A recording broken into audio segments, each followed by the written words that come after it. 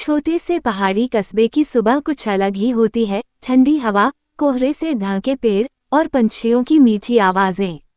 ऐसे ही एक कस्बे में रहती थी अन्वी, एक सीधी सादी, किताबों में खोई रहने वाली लड़की। उसका सपना था एक दिन शहर जाकर लेखक बनना।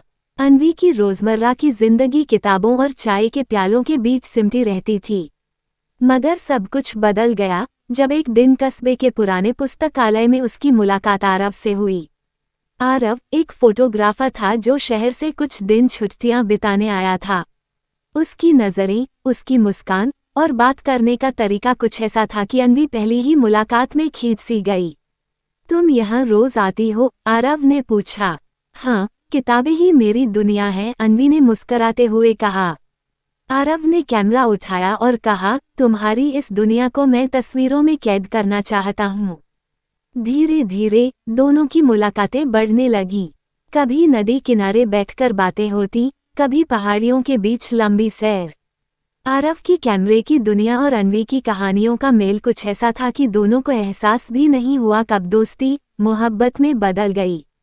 एक शाम ढलते सूरज की रोशनी में आरव ने अन्वी का हाथ थामा और कहा, अगर मैं कहूँ कि मुझे तुमसे प्यार हो गया है, क्या तुम भी यही महसूस करती हो? अन्वी की आंखों में चमक थी, मगर एक झिझक भी।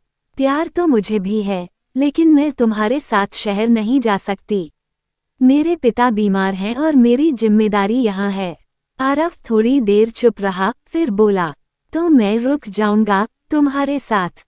अन्वी ने मुस्कुरा कर कहा, नहीं, तुम्हारे सपनों को मत रोको। अगर हमारा प्यार सच्चा है तो वक्त हमें फिर मिलाएगा।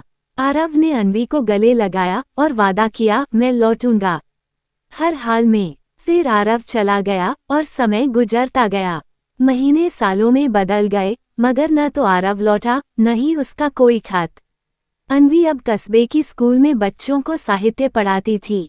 उसने खुद को किताबों में और सेवा में व्यस्त कर लिया था, मगर उसका दिल अब भी कहीं उसी मोड़ पर अटका था जहां वो आरव से विदा हुई थी।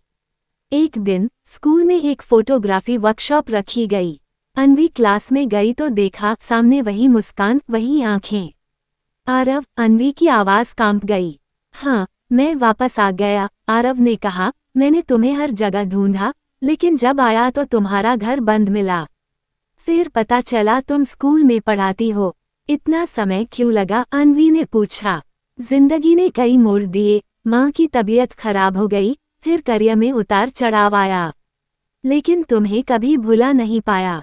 हर तस्वीर में तुम्हारा अक्स दिखता था। अन्वी की आंखें भर आईं। मैंने भी तुम्हारा इंतजार किया। कई बार लगा कि सब खत्म हो गया, लेकिन दिल ने कभी मना नहीं किया। आरव ने उसका हाथ थामा। क्या अब भी देर नहीं हुई? अन्वी मुस्कराई। प्यार कभी देर से नहीं आता, वो बस वक्त का इंतजार करता है।